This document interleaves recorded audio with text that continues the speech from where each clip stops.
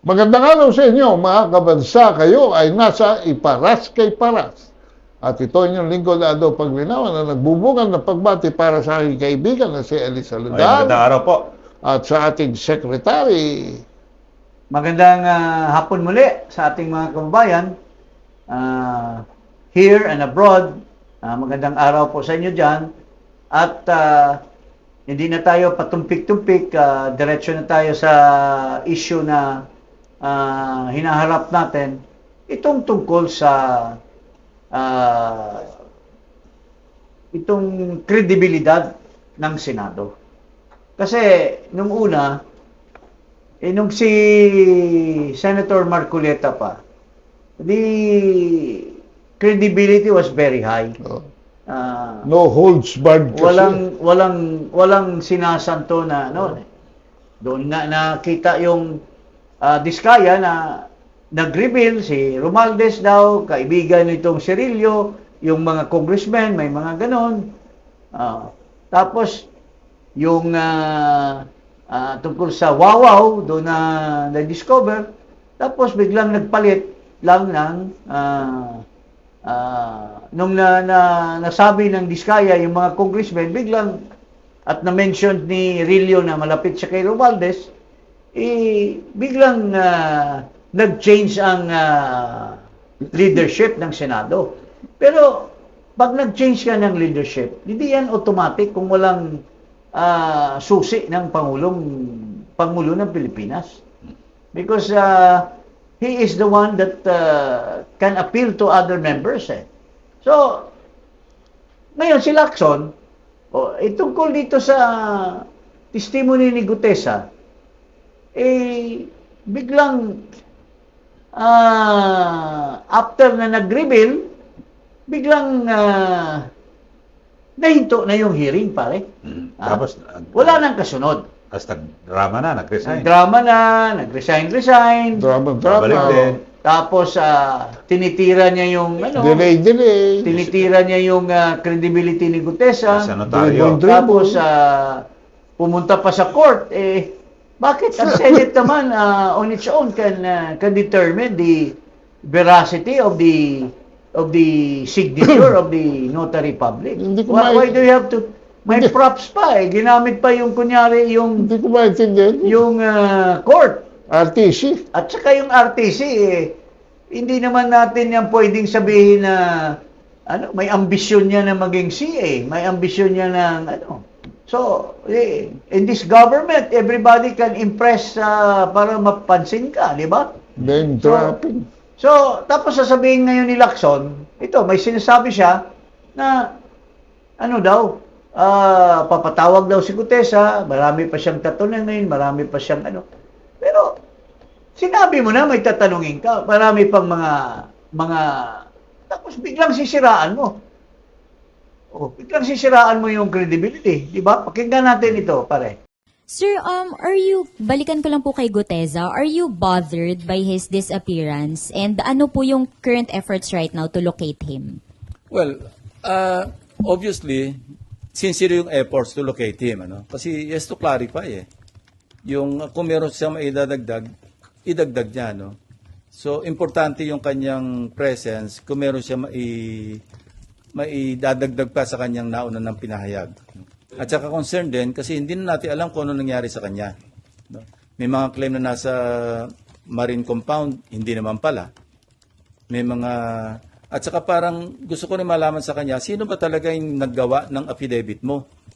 Kasi nakita ko yung interview ni dating Congressman Mike Defensor, katulong sila Sinasabi niya na they helped Gutesa draft his affidavit. So, kailangan maklarify din yun. Hindi ba ang sariling gawa ni Gutesa yung affidavit? Kung hindi niya sarili, sino yung mga tumulong sa kanya na maggawa ng affidavit? Yeah, unang-una, sinasabi niya na hinahanap nila ngayon. We are looking for him and because marami pa siyang mga questions to be asked and so on and so forth. Tapos sinasabi niya na kung saan-saan daw nandun sa Marine, may sinasabi daw si Defensor na tinago ng mga Marines. Wala naman sinasabi si Defensor na tinatago. Ang pagkakasabi, Sa ang kampo, termino, yung nakatira sa kampo. ang sabi ni Gutesa, doon muna siya sa tropa niya. Yes. Ano ibig sabihin tropa? Kabarkada. Hindi yung mismong establishment Barracks. sa Marines. Hindi mismo yung ahensya ng Hindi, AFP. yun. Yes. Kasi may mga kaibigan yan Siya doon lang- eh. Mga Si kaibigan, Lacson- in si fact, may Lacson lang nagsalita pa nga. napupunod dun. May nagsalita Ang dami pa pang nga nagsalita, na nagagalit eh, di ba? Nagagalit sila dahil si Gutesa is with them. Tapos, tinitwist nitong kuratong baliling na senador. Siya lang gumagawa ng Siya narrative. gumagawa ng narrative. Tapos, sinasabi pa niya na, sinasabi daw, yung affidavit daw ni Gutesa, ginawa daw, tinulungan daw ni Mike Defensor. Walang sinasabi si Mike Defensor na tumulong sila sa pag-prepare. Sinabi ni Defensor na may prepared na affidavit at anong tsaka, Pero kung ano ba masama naman, alam ba kung tumulong, tapos, alam ba, may mga tumulong sa kanyang affidavit, tapos humarap siya sa Senado, Yes. sa Senate Review Committee, tapos yung pagbasa niya, lahat nagtanong eh. yes. Wala silang kasabi-sabi. Kaya nga dito nga natin napupuna ito si Coratong Baleleng, senador. Na talagang mayroon talaga siyang motibo. May gusto siyang palabasin. May gusto siyang palabasin na si Gutesa ay nagsasabi ng kasinungalingan. Because, why would you, unang-una doon sa affidavit, yung whether the lawyer signed it or not, or tapos pinapalabas niya, mayroon siyang insinuation na si Gutesa ang nag-forge ng signature ng lawyer. Which is very biased ang statement. Ito na naman ngayon. Sinasabi niya, may tatanungin daw siya kasi sino nag-prepare? Tumulong sila Defensor daw sa... Alam mo, Mr. Lacson, with due respect, sir, magkaibigan din tayo in the past. Kung hindi man tayo magkaibigan, magkakilala. Very clear po, Mr. Coratong Baleleng, Senador, na talagang wala kang neutrality dito sa issue na ito. Kasi unang-una, bakit mo dinidikdik yung tungkol sa sinong nag-prepare ng affidavit, sino ang nagpirma ng affidavit, o Notaryo. sinong notaryo? Well, ikaw mismo, saksi ka, nagtanong ka, kaharap mo yung tao, pinakuha mo yung oath. Nag-oath siya as part of the Senate's procedure to make sure that the testimony of a witness is under oath. Kung ano man tinulong ni Defensor, kung ano man tinulong ng abogado, kung sino man, Incidental. wala na yun. wala. That's moot Moot because, moot because nandito na siya sa harap mo eh. Ang importante, doon ba sa sinulat niya, at saka doon sa clarify niya at sinagot niya sa Senado, may nag-contradict. Oo. Wala naman yan. Saka ito, isa pa. Yung naging testimonya nila Henry Alcantara at Bryce Hernandez na yung pera dyan sa Valle Verde na Correct. parehong-pareho. Pareho. Oo. So, sana kung magkabaliktad eh. Kaya- Pwede yung pagdudahan, di ba? Ganito kasi yan mga Corroborated. kababayan eh. Yes. Let me explain this. Bakit hindi nasabi ni Bryce, ni Alcantara, at ni pangalan nito, Robert Bernardo, na tungkol sa delivery doon sa kay Martin? Kasi wala silang kinalaman doon eh. Noong na-deliver na nila kay Saldico Yung pera. yung pera, si Saldico ang may desisyon na Kung saan hatian niya dadalhin. si Martin Romualdez. It was It was not the call of Alcantara, ni O Bryce, o ni, Bernardo. ni Robert Bernardo. It was, nung natanggap na ni Saldico, galing kila Bryce, galing kila Bernardo, yung pera, Saldi has to satisfy his boss Boses. and his higher boss. Bakit from Valle Verde, tapos sa BGC, tapos punta sa McKinley, bakit nakarating pa sa Aguado? Oo nga. Oo. So, ganito yan. So, si Saldico, may instruction kasi kaya nga importante dito, Ping Lacson, ipatawag mo itong Paul Estrada, at saka itong Mark Texay. Texay. Why? Because if you listen carefully to the statement of Gutesa, when he delivered together with others the boxes, itong mga bags, Mga suitcases, diniliver doon, sa bahay ni Martin. Mayroong isang nagtanong, paano nyo diniliver doon? Sinabi ni Gutesa, Sir, kasama po namin yung Paul Estrada. at saka Mark Texay. sila po ang delivery boy. Sila tagapasan lang ng bag. O, Pero the actual delivery was made by Paul and Mark. So, taga-bit-bit lang sila ng basura. ano lang sila? Taga-salansan lang. Kargador lang sila. Kaya lang, dahil sa pagkakargador nila, nakikita nila kung saan dinadala yung ano. Tapos ito pang Lacson, sabi pa, napaka-bubos talaga nitong tao nito. Sabi niya, can you imagine, Rimua, ang mahal-mahal ng Rimua na yan. Mahal daw niya yung Rimua. 48 million ng laman ng isa. Si Saldi, may crush yun. No. Hindi yun bibili ng doon lang sa babae yan mahina. Kasi nagtitipid yan sa chicks. I should know. Pero sa mga gamit, mga Hermes, mga mahilig yan si Saldi sa mga gamit, mga yung sa Louis Vuitton. Yung sa BGC lang Oo. Magkano yung doon sa Yung Horizon lang. Horizon. So, impertinent yung mga tanong, mga statement. Bakit Rimowa pa daw yung mga bag? Ano ba naman yung Rimowa?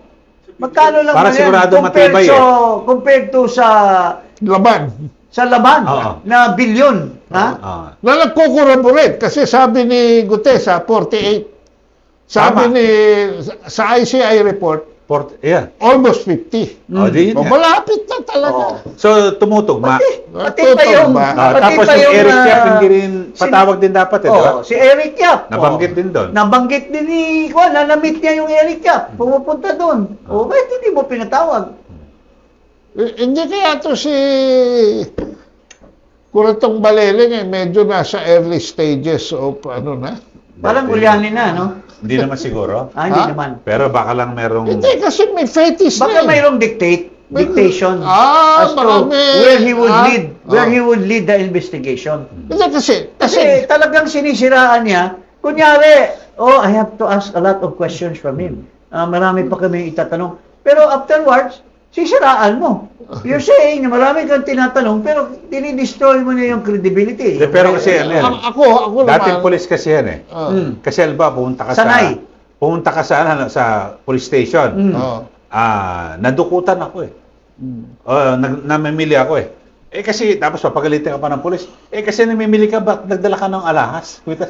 Ano pa, may kasalanan pa yung Ikaw pa biktima? may kasalanan kasi bakit ka may dala-dalang kwenta?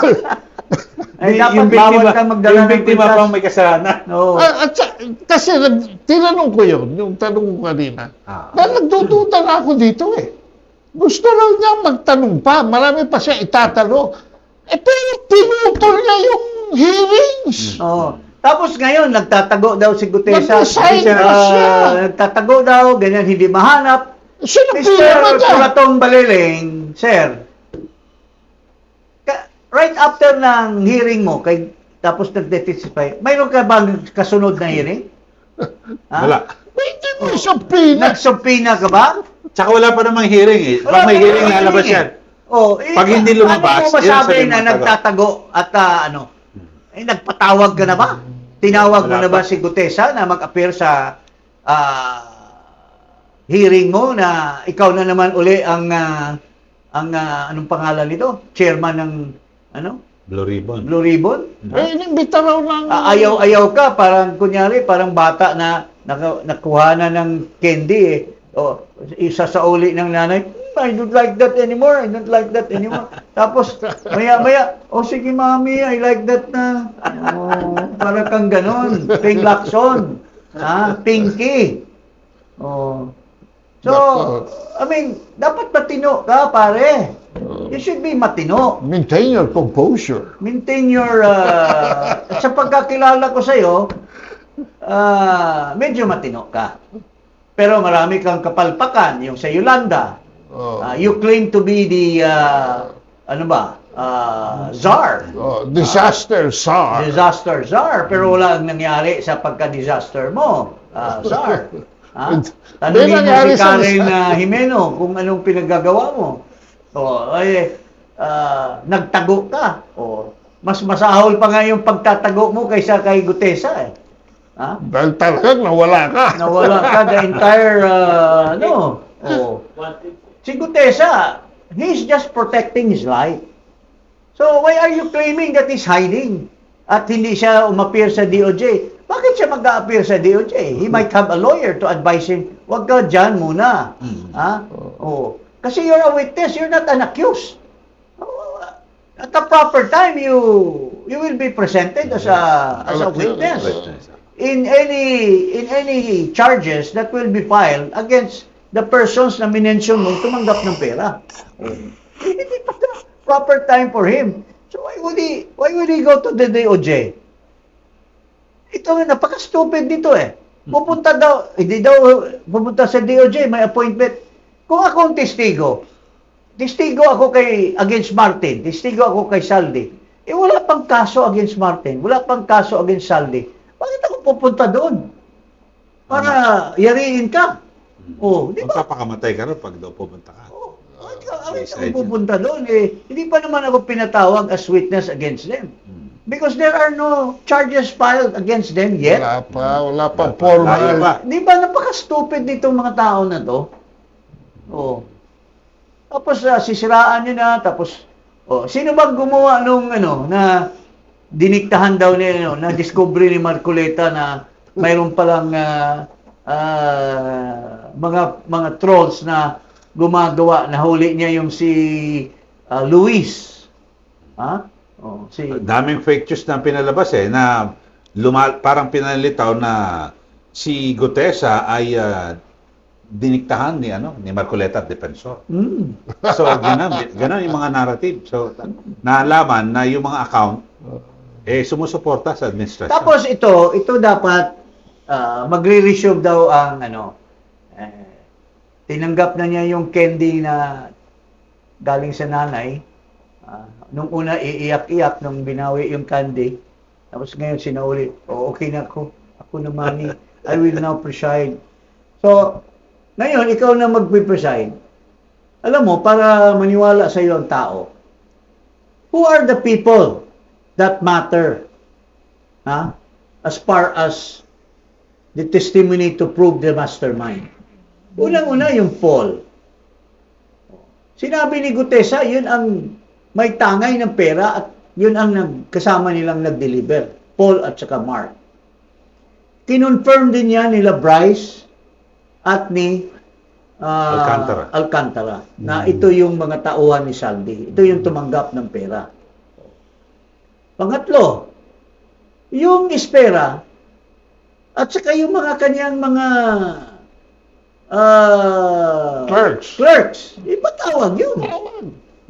Because they may not be relevant in terms of the contents of the testimony, but they are relevant in terms of misleading. Misleading the investigation. And opening the door to accuse Gutesa of forging the affidavit. Sino pang pwede dyan? Si Martin Romualdez, si Saldico, Yung Eric Yap. yung Eric. Yung mga congressmen. Ano yung parliamentary courtesy? Ano ba Sabi yung naman ni 67 Marcoleta, hindi naman magiging parliamentary violation yan when you are inviting them. At if you invite them, if they refuse, then there is some semblance of takot pala ito eh. So may maka-guilty ito. Di ba? Pwede. Yung 67, congressman, contractor, No. na sinabi mismo, no? Siya mismo. Ah. O nagpapasikat siya, there's 67, pero ngayon kino-confront siya, sino ba 'yon? Bakit di mo ilabas? Wala. Wala. Narinig ko lang. Ano mo, Coratong Baliling Senador, sir. Please naman, huwag kang pa-interview ng pa-interview, tapos maninira ka ng testigo. Paring Ado, anong parting words mo dito kay Coratong Baliling Senador? Well, kung hindi kasi nahuli si Lacson doon sa Coratong Baliling, baka sakaling makaiwas din ang mga mastermind dito dahil sa pagtatakip ng Lacson. Pero honestly, pare, if you really look at the decision of the court, there was really no acquittal. It was technical basis that the case was dismissed against him. Kasi yun nga ang problema rito eh. Halimbawa, masipag yung ombudsman, sampa-sampa ng kaso sa Sandigan Bayan. Pagdating sa Sandigan Bayan, doon babagal ang usad ng kaso eh. Tapos yung mga akusado, sila mismo ang mag-dribble niyan eh. Mga delaying tactics. Tapos, pag tumagal na, magpipetisyon na sila ng yung ano ba yan, yung kanilang karapatan sa para mapabilis yung Pero yung pagresolba ng kaso. May narinig ako na parang may pinaplano daw ang Supreme Court na Special court. marathon Magkakaroon tayo special hearing. court. Okay, yun. Pagka yun na nangyari, may iwas yan sa korupsyon sa Sandigan Bayan. Yun. Kasi ang Sandigan Bayan ngayon, kausap ko lang, mayroon na akong kausap kanina. Itong isang babae dyan, na well-known na most corrupt judge in the Visayas, nagiging member ng official family ng Sandigan yan dahil magaling magsip-sip doon sa remove justice of the Supreme Court, yung who was removed by Cuaranto. Iyon ang mga nag-dismiss ng mga kaso ni Marcos. Ngayon ba? Oo, lahat ng mga kaso na assign sa kanya. Tapos, yun din ang nag-dismiss doon sa isang kaso ng senador na nagbayad daw ng katakot-takot na amount. Can you imagine, pare? She was the ponente of this case. Tapos, sasabihin niya, acquitted. Pero, inorderan niya to return the money. Paano magkakapera yung isang akusado na dineclare mong inosente? Wala pala din ako. Bakit may... Bakit may pera? Ba't magsusole? Ito yung ano. So Ito yung babae na kurakot din na judge. Parang malabo yun, no? Meron din palang acquitted ka. insertion sa judiciary sa Sandigan Bayan. Kaya gaano pa katindi ang ombudsman. Presuming natin si Special courts dapat Mr. Justice Boying Rimulya, Ombudsman Boying Rimulya, gusto niya 60 to 70 days may mapoprosecute na siya. Pero unfair naman yon, unfair naman yon kasi pagka-plunder kasi ang kaso or more than 8 million malversation, kulong na kagad yun. Maski Walang hindi pa guilty because walang piyansa. Unbailable. So, pag kulong yan, tapos the information is filed with the as soon as the information is filed, kulong yan. Kasi mag-issue ng warrant of arrest. kung lutuin lang, kasi napaka-corrupt nitong Sandigang Bayan. Pag pinilit nyo ako, na akusahan nyo ako na hindi ako nagsasabi ng totoo, re-reveal ko yung sino yung sa harap-harap ko, tumanggap. So, testigo kita mo sa harap mo. Of course. Kaya lang, kaibigan ko lang yung mga involved. Hindi ako salita. I've seen it with my own eyes. Don't dare me, but sasabihin ko yan. But anyway, yun nga, pagdating sa, tingnan mo, pinatagal lang yung kaso, pero pagka nagkalimutan na, tapos yung involved, biglang lumakas sa poder, ay i-dismiss. Maging advisor. Ha? Maging advisor. Pag naging malakas na sa poder, advisor? Maging advisor. Oh. So, ibig sabihin, malakas, advisor eh. Oo, advisor. So, i-dismiss na lang. Bigla-bigla. I-dismiss na lang. Ha? Pagbibigyan. Maski napakalakas ng kaso. Oh. Tapos si Janet ng Polis, dismiss yung kaso. Oh. Pero guilty siya doon sa kay Bong Revilla. Guilty siya doon sa kay Estrada. Oh. Paano naman hindi na siya guilty? Dahil Kasi not guilty yung A, not guilty yung B. So not guilty rin dapat yung C. no, para Pero consistent. guilty talaga sila. Yun ang, so, if we don't change the system of, kaya nga sinasabi ko, itong bansa natin, with due respect, kailangan na talaga ng cleansing. Lahat ng division, lahat ng nook and corner ng ating bansa, whatever agency, corruption is prevalent. So, saan ba pupunta ang mga investor? Dadaan din dyan, dadaan din dito. Sino bang magpapaniwala sa ating kakayahan? Kung every nook and corner is already invaded by corrupt people. Kaya, there must be a real cleansing process. Wala na eh. Halos lahat ng agency may resident ombudsman pero wala nangyayari. Bukod sa may COA pa. May COA pa. Resident. Oh, Kasi yung mga bantay kasali na sila sa inception. COA nga, tinanong doon, paano nabayaran yung Ghost Project eh? Hindi niya masagot eh. Bakit yan? Clear, di ba? Kaya wala nang pag-asa. Wala na talaga. Okay sana kung From the very top. kung medyo matino pa yung Pangulo. At least, hindi naman natin ma-get rid entirely. But, kung ang Pangulo ay corrupt, Pero sa sitwasyon, nagpipirma ng GAA, kasabwat niya yung mga nagkamada, di umano.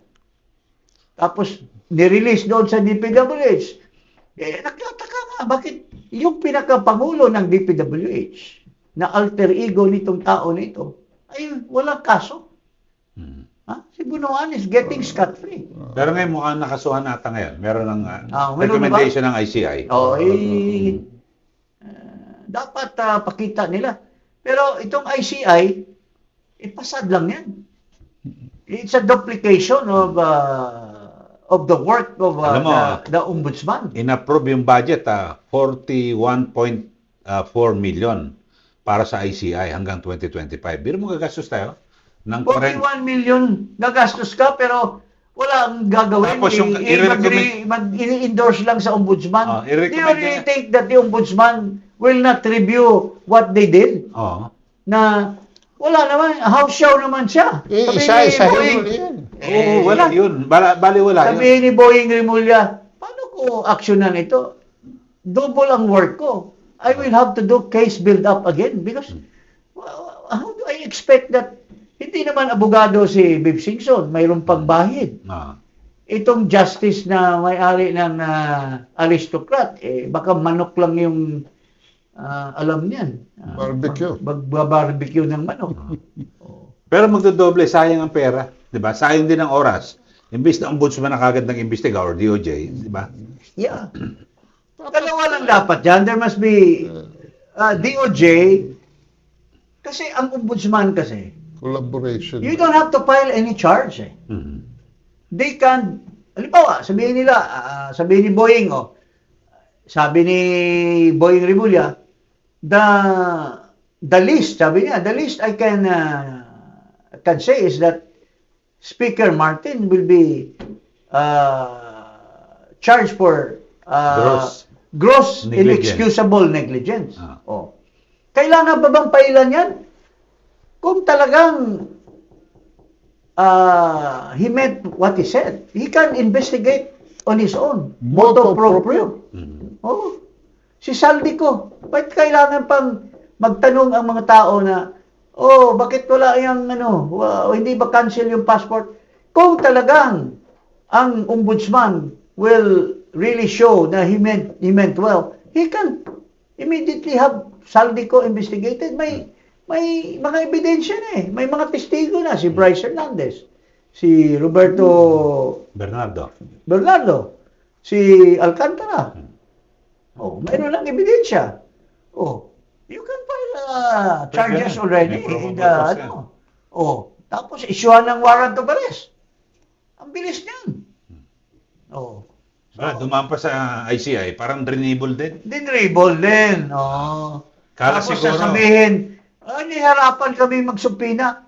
Paano ka nga magsupina? Sabihin ni Rui Rondain, yung Wala lawyer supina pa. ni Saldico. Pare, Saldi, dyan ka lang. Huwag ka mag-attend. Wala namang supina power yung Ah. ICI na yan. Wala rin, hindi rin siya pwedeng magano. So, that's how the cookie crumbles in this government. Tapos sasabihin ni Marcos, we have restored the economy. They believe in my exposure of the criminals. Alam mo ba, huli pa niya sinabi sa Kuala Lumpur? Ha? Huwag kayong masyadong magmadali. Kasi I'm following due process. Pagka minadali natin ito, baka ma-dismiss lang. Kaya, dapat ang Pangulo natin ngayon, at this time of history, dapat abogado. Abogado. Abogado eh. Hindi, senior, abogado rin naman. Ano nangyari? Yun, magaling yun. Hindi yun. Yung senior. Nahaluan lang ng dugo ng asawa. Kaya nagkaloko-loko eh. Okay. Alright, huwag kalimutan mag-subscribe dito sa Iparas kay Paras at i-click ang notification bell. Maraming salamat po.